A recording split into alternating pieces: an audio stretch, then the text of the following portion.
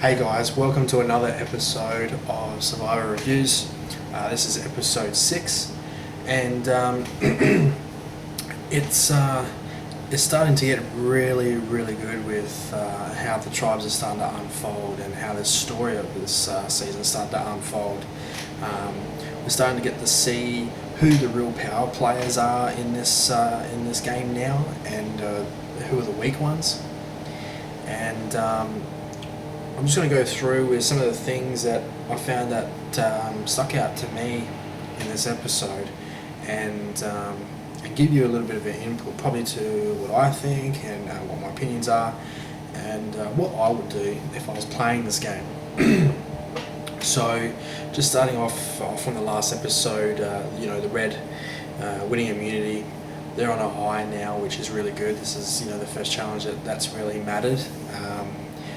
In saying that though, they could have probably used going to tribal council, and who knows, they probably would have got a stronger player, but it is what it is, and they won and they're thinking they're on the top of the world. Sam and Connor in a hot spot with Avelle. It's getting for their game, it's getting very difficult. I don't see Connor hanging around too much longer.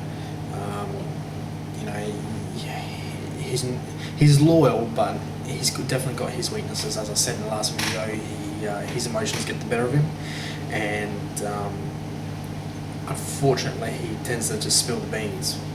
But he did do a good move in this game, and I'll pick that up a bit later. Sam is definitely now seeing that he's in a situation that's very challenging, and he's got to be able to adapt.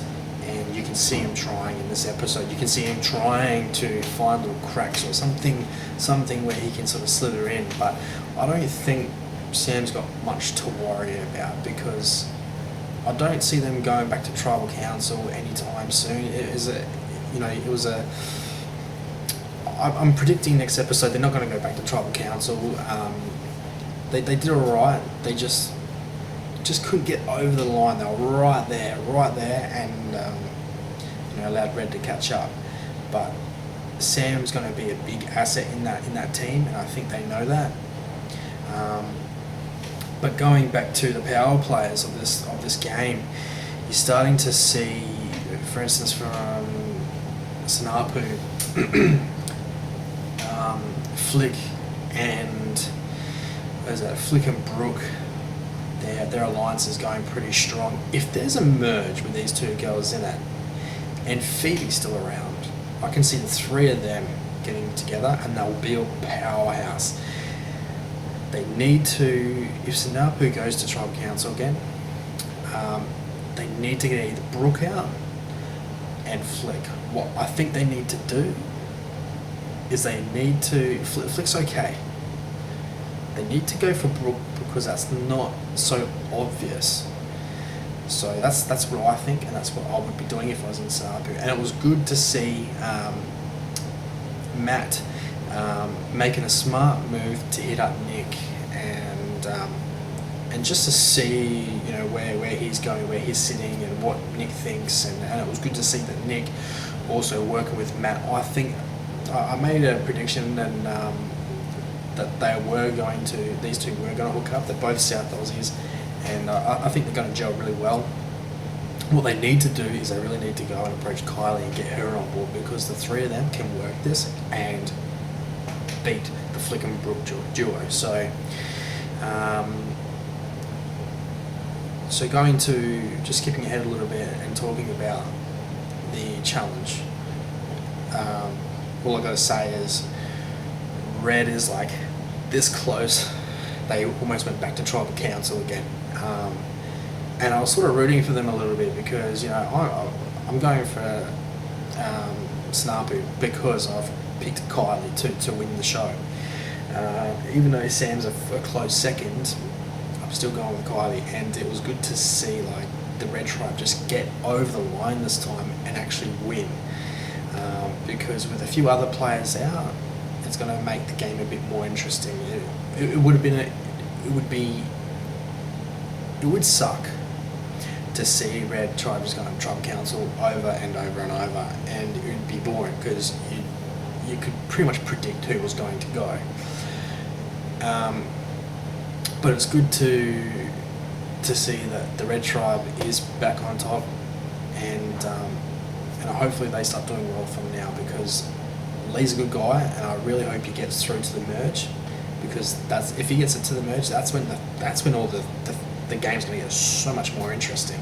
There's so much stuff that's going to happen and twist. There's going to be some big twists, I think, coming up too.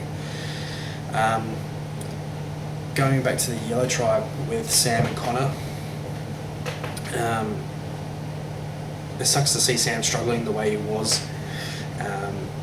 but I think he'll get through this. He definitely knows he's got a challenge ahead of him, and I believe he will get through it.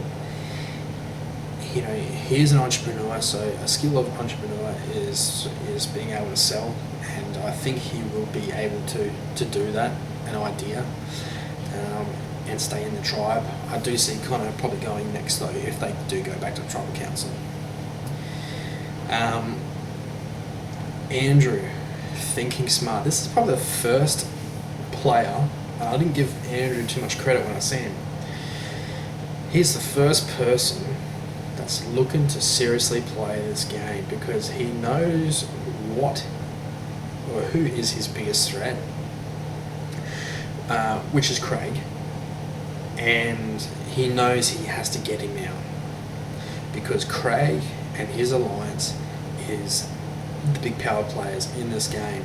Apart from Brooke and Flick, you've also got Elle and Phoebe. Now, Elle and Phoebe, I don't think they're no match for the others. I don't think they're smart enough to outdo the other tribes when they merge into beating them out.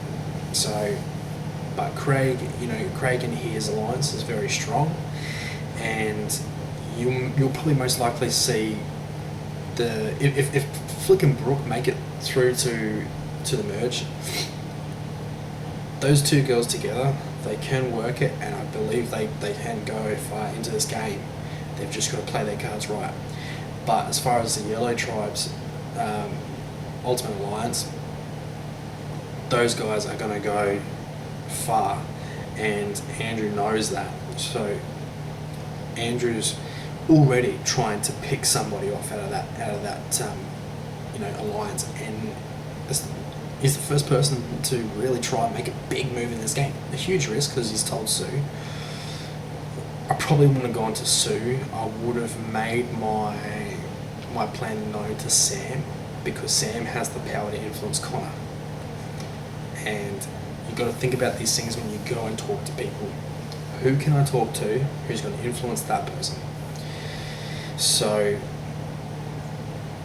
not really, I wouldn't say it's not really a smart move. I think Sue will keep those cards to herself. I don't think she's going to go off and tell the Yellow Tribe.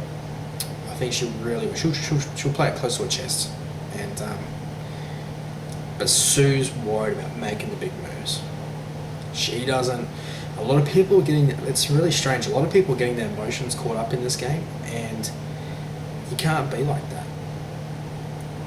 You got to be just cut and dry. This is a game, it's not reality. But going to the main man of the show, or this episode right now, is Barry. I think, all in all, Barry is a nice guy. I believe he should not have been casted for the show. To me, what he's trying to prove to the audience, which is us, is he's a good guy. He's a generally good guy, and he means what he says. He's sticking by what he says, and that's cool. You got to respect the guy for that, but coming into the game of Survivor, you've got to have a bit of villainism inside you. I don't know if that's a word, but villainism, that's what I'm calling it. You've got to have a bit of that. You've got to know when to cut somebody off. And just, going into this game and going, I'm just going to draw a name out of a hat. And saying that nobody can influence me and I'm not going to influence others. So what do you really, what is this really, what's this game mean for Barry? Why is he here? you know, he's saying this game's not going to beat me, but it did. It did beat him. He got voted out, and that's not going to me. That's not going. You know, that's not leaving the show on your own terms to say, hey, look, I didn't stab anyone in the back and I was a good player. This is a game. Again, not reality. Don't take it to heart. If I was on the show and someone voted me out, yeah, it'd suck and I'll probably be pissed off. But I know at the end of the day, it is a game and it's a strategic game, and you just got to take the good and the bad and hope that with your strategy, if you have one, that you get to the end. And that strategy was never going to work for him. It was a matter of time before, you know, they voted him out. And to me, I'm glad that they did that, because that was a smart vote. To me, that was a smart vote. It's probably been one of the smartest votes yet that we've seen, simply because Connor and Sam are not a threat. They know that. It's obvious, you know, nobody talked to them. Nobody showed them anything. And they really do feel like they're on the outside. They're not on the inside whatsoever, and they know that. So that if you wanted an easy vote, that's an easy vote. To me, I would have done the same. I would have voted Barry. If I was in the Yellow Tribe and I seen Sam come over, Sam seems like a really top bloke, and he just, even now, just as a person watching the show, I'm like, yeah, Sam's a cool dude. I'd gravitate towards someone like that, and even Connor to some degree. So I would be trying to make an alliance with Sam, and I hope that's what Andrew does, because if that's what he does, you can see the three of them then turning the power in Vavell and moving through the game, getting to the merge, and then who knows what happens from there.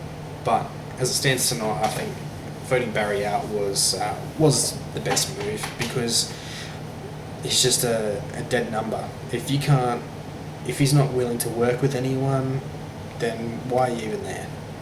And so I'm glad they got rid of him. Other than that, I might try and make a prediction right now. I'm going to say, if Yellow Tribe do go back to Tribal Council next show, I see Connor going.